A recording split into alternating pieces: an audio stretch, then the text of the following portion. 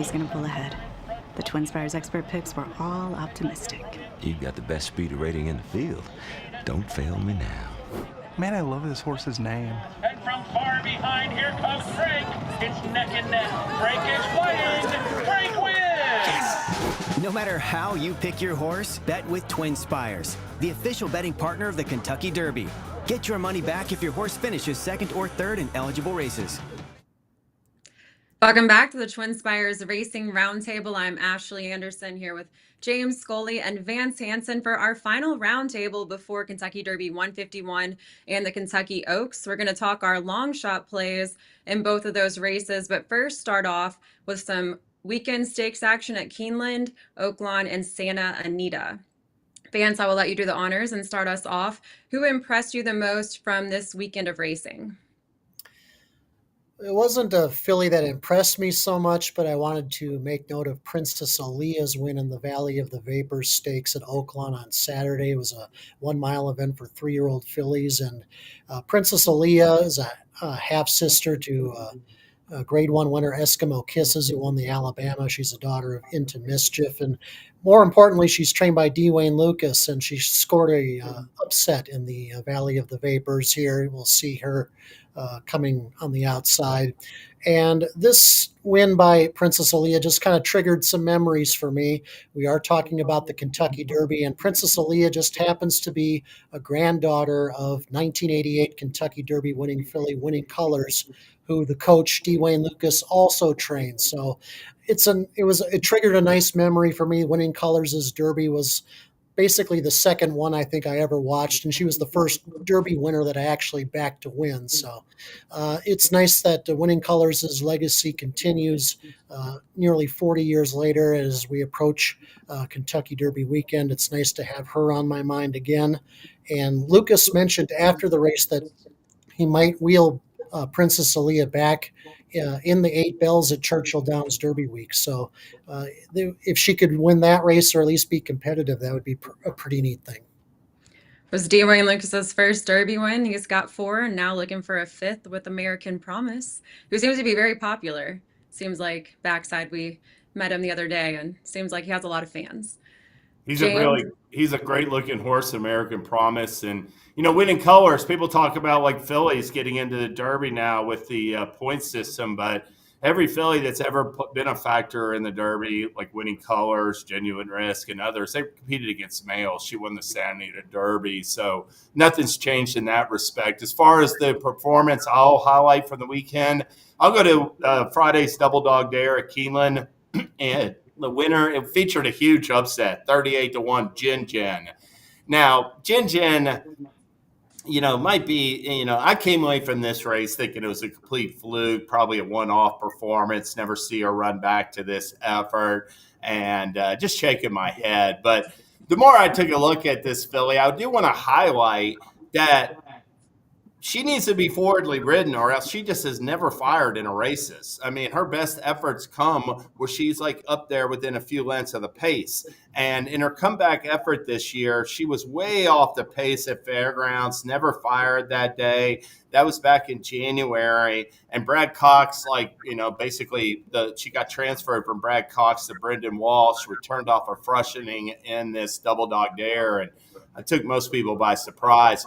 But I will say this about Jin Jin. She broke her maiden second time out at Churchill Downs. She finished second in the Rags to Riches there. She won the Basanda Stakes and was third in the Busher and Gazelle before something happened to her. I mean, she appeared to exit the 12th place effort in the Kentucky Oaks with some kind of issue. And that was only her 8th career start. I mean, she missed the whole rest of her 3-year-old season. Like I said, she didn't fire in her comebacker, but she got the right trip from Jose Ortiz, being aggressively ridden from the start, tracking the pace and early pace in second before making this sharp move to the lead. And this could be a sign of good things to come. Everybody wants to label these horses earlier in their career. Jin Jin's run 10 times. She's got a chance to come on as a 4-year-old, so I wouldn't just be so quick to dismiss that performance as a complete fluke. She got that career best 99 net speed figure, and she really was kind of a wild card, making that first start for Brendan Walsh since being in Brad Cox's barn, and ended up going off at nearly 39-1. So definitely got a good payout there if you backed her. Yeah, I mean, and it's a kind of thing where, I mean, unless she returns in a race like the La Troya returns on a race with Torpedo Anna, she's kind of filly I will take a hard look at, because I think people will be willing to dismiss her next time as well.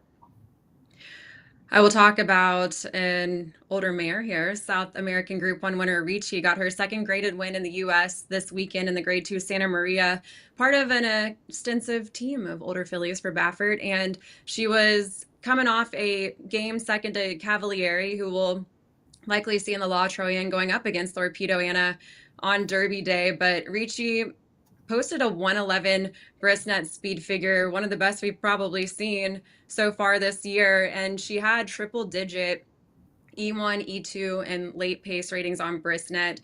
Only faced 4 rivals, of course, but still, that's a huge figure, that 111 overall, won by 4.5 lengths, and is a horse that Baffert said he's looking to get ready for the Breeders' Cup Distaff. So maybe one we'll see go up against Torpedo Anna, as well as Jin Jin, potentially, if she continues to improve.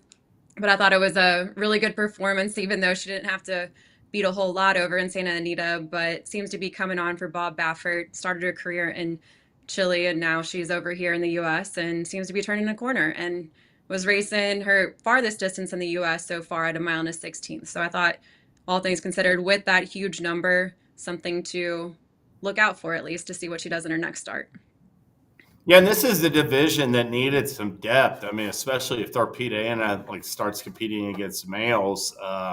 And we both spotlighted 2 runners that not a lot of most people weren't talking about at the beginning of the year that won stakes that could potentially add some depth to that dirt distaff division. And I think I called her an older mare. She's 4 years old, so she's still a filly, I believe. But anyway, we will move over to the Kentucky Derby and the Kentucky Oaks. And we've talked a lot about our top 5, but now we'll look at some longer prices to consider, either for a win or maybe your exotics. So James, I'll start off with the Kentucky Derby. Who is your longer priced, either win contender or someone you want to play in your exotics? Yeah, I'm going to look for a late runner. I mean, sometimes these pace analysis, it's as faulty as science as it comes. And, watch them just sort of fall into position at the start of the Derby and be out there running moderate fractions. But I don't think that's not the way I got it sized up. I'm looking for an insane pace duel like we've seen in recent years. It's going to set the table for late runners in there. And the one that I'll mention in a price is Final Gambit. He's had 3 drills over the Churchill Downs main track. I mean, he's working him with good horses, Brad Cox is. He's not hiding him as well. And it looks like he's taking it to the surface just fine. He's got to still do it in the afternoons, but these workouts are usually could be an indication for a horse that's never started on dirt, whether they like the surface. And by what I've seen, by all reports, Final Gambit continues to train forward. They look at him here in this race. I mean, the light bulb just went on for this horse 2 starts back.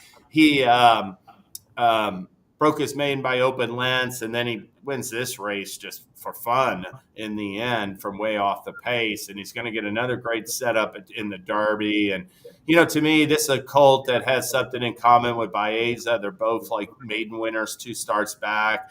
Baeza gets in the race. You're looking at maybe 10-1 on him, and Final Gambit, you should get 30-1. So I think he's got some appeal with his run style. If he takes to the track, he can hit, challenge for potentially a top 3 placing at big odds.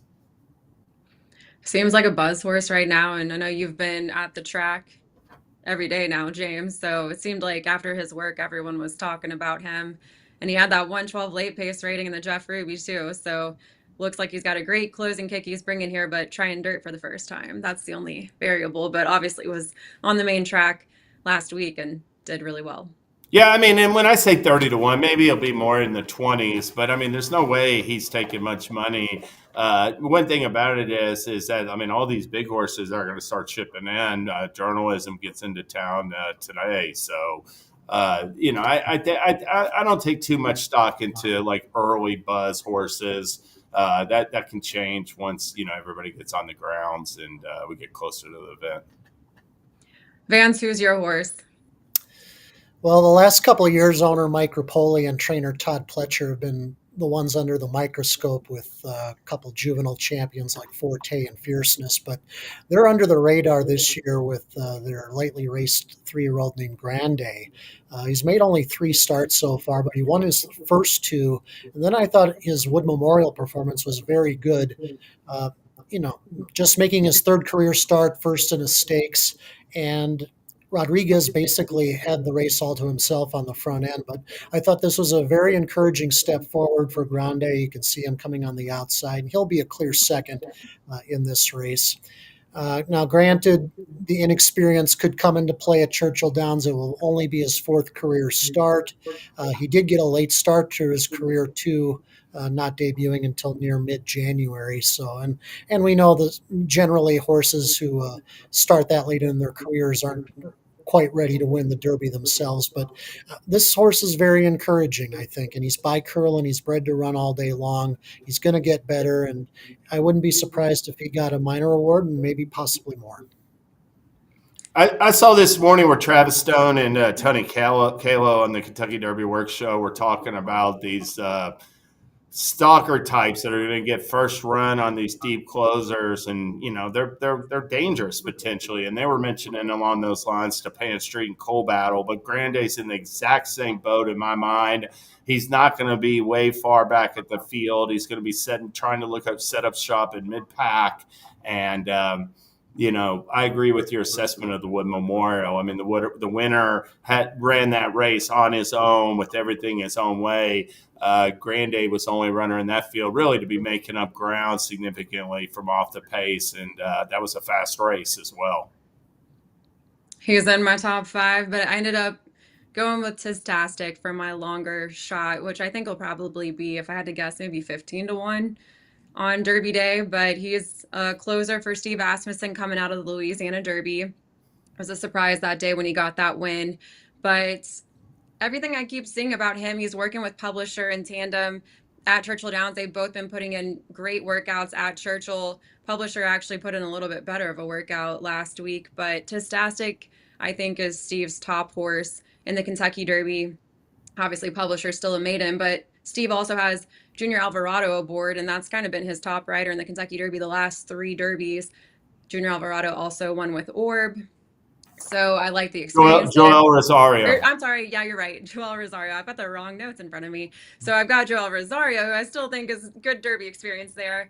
But Louisiana Derby wise, 100 Brisnet speed figure for Tastic, and coming in with one of the higher Brisnet speed figures last out. So I went with him as my long shot. I think he at least will hit the board for Steve Asmussen in the Kentucky Derby. So I would play him if I'm playing my exotics, play him in a superfecta for sure, maybe even in my exacta or my trifecta. Yeah, he's another late runner. He's definitely going to be on some of my tickets in that underneath positions. Let's move over to the Kentucky Oaks. Basically, the question is, who do we think can beat, I almost said Lucara, who do we think can beat Good Cheer? And it can be either who you think can pull off just the win in general, or maybe a longer shot for your exotics as well. So Vance, who is that for you? Well, since I respect Quiet Side going into the Kentucky Oaks, I actually have to give at least a little bit of a look to Simply Joking from the Whit Beckman barn.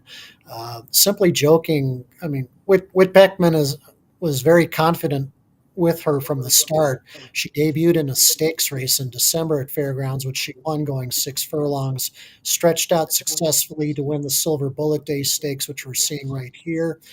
Then she lost some time in between this and the Fantasy Stakes at Oaklawn. And Quiet Side basically just got her number in the Fantasy.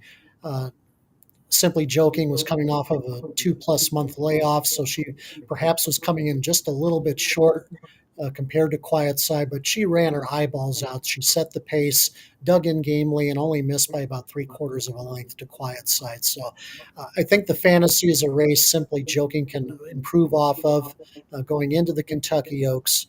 I'm not totally convinced 1 1/8 is a distance she's going to relish. She does have a lot of speed to her. She's by Practical Joke, who's more of a miler type horse. So she might have some trouble getting out the distance, but if she runs a big race, being on or near the pace and I would expect her to be, relatively close to the finish, at least for getting one of the major minor prizes. James, what do you think? I think Simply Joking is a talented filly like Vance referenced. The real question is the distance, but I do think she's a key pace player for like late runners in there because she's got speed. 5G has speed, and these closers are hoping that they'll set it up nicely.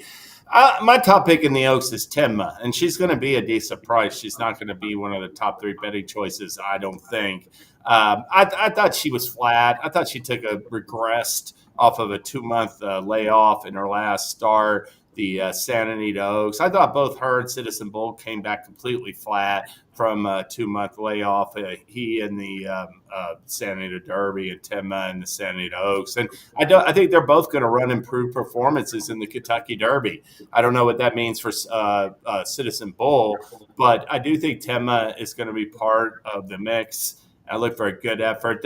Another filly that I'll be using strictly underneath. I don't think she's good enough to win, but she is a little bit intriguing for the exotics is Bless the Broken. And the reason why I'll bring her up is because, this is a filly that showed some ability at Fairgrounds, placing in a couple stakes. And she's just progressing at the right time for William Walden. She was a maiden winner at Evangeline's first out, was sold off that, ran horribly at Keeneland in her first start for Walden, but she turned in a good effort over the Churchill Downs main track in the last fall and is coming back to Churchill with improving form off this win in the Bourbonnette Oaks. She'll be running late, one to consider underneath Bless the Broken. I'm with you, James, on Timma. We both really like that filly, and I know Darren Zacali doesn't agree with us. We have a little bet going on with him for Oaks Day, but I think Timma is coming in with obviously really good form on a 3-win streak and has a 122 class rating last out in that win in the Santa Anita Oaks. But I also have a little bit, I'm sure will be a bigger price compared to Timma on Oaks, and that's early on. This is a filly that we saw just beaten a half length in the Virginia Oaks when we went out there at Colonial and closed really well that day with a 97 late pace rating. And then we're watching the Gazelle right now where she ended up being beaten by a nose by Ballerina d'Oro. But I think just looking at her closing kick, and I think she'll improve off of that performance. I will play her in my exotics. Don't think she'll necessarily win, but I think she's one to include underneath. And I will say I almost messed up and said Lucara instead of Good Cheer as who will be the favorite. But Lucara worked out this morning, 46 flat for 4 furlongs, and I thought looked really good. So I do think she'll get the early lead in the Oaks, and potentially, if she gets enough of a lead, could go gate to wire as a little bit of a long shot. Yeah, you don't think so? I think 5G is a bona fide speedster. There's no way. I mean, you think 5G will be like 5G, I give her credit for running okay in those last 2 turn starts, but I don't think she's a non-furlong type. But I mean, her only chance is wire to wire, and she's definitely going to show speed. Well, I don't think she'll beat Lucara for the early lead, though, is what I'm saying. And they're going to run each other into the ground. Then I can see Lucara being more versatile than 5G and sitting close because she likes. To me, Lucara is more of a win contender than 5G. And now, whether or not, and her best chances are not going to be doing head to head, though. But you might be right; she could get clear. I miss these paces up sometimes, but I got 5G as the pace setter in the Kentucky Oaks. Wow, maybe we need a little bet between the two of us on who's getting the early lead in the Oaks, too. Yeah. All right. Any final thoughts? Vance, any final thoughts on the Oaks? No, I'll be interested to see how your side wagers all pan out. Hey, I will say early on a New York bred filly, too, but she's by Union Rags that won the Belmont Stakes and out of a mare by Distorted Humor. Distorted Humor has like 3 or 4 horses in the Kentucky Derby field, including Sandman and Citizen Bull, a really good broodmare sire. That's all the time we have today for the Racing Roundtable. We will see you after Derby 151 and the Kentucky Oaks. Be sure to get into that $10 money back offer at TwinSpires for Kentucky Derby week, and happy Derby and Oaks. As they head to the backstretch, it's a tight pack. He's going to pull ahead. The TwinSpires expert picks were all optimistic. You've got the best speed rating in the field. Don't fail me now. Man, I love this horse's name. And from far behind. Here comes Frank. It's neck and neck. Frank is winning. Frank wins. No matter how you pick your horse, bet with TwinSpires, the official betting partner of the Kentucky Derby. Get your money back if your horse finishes second or third in eligible races.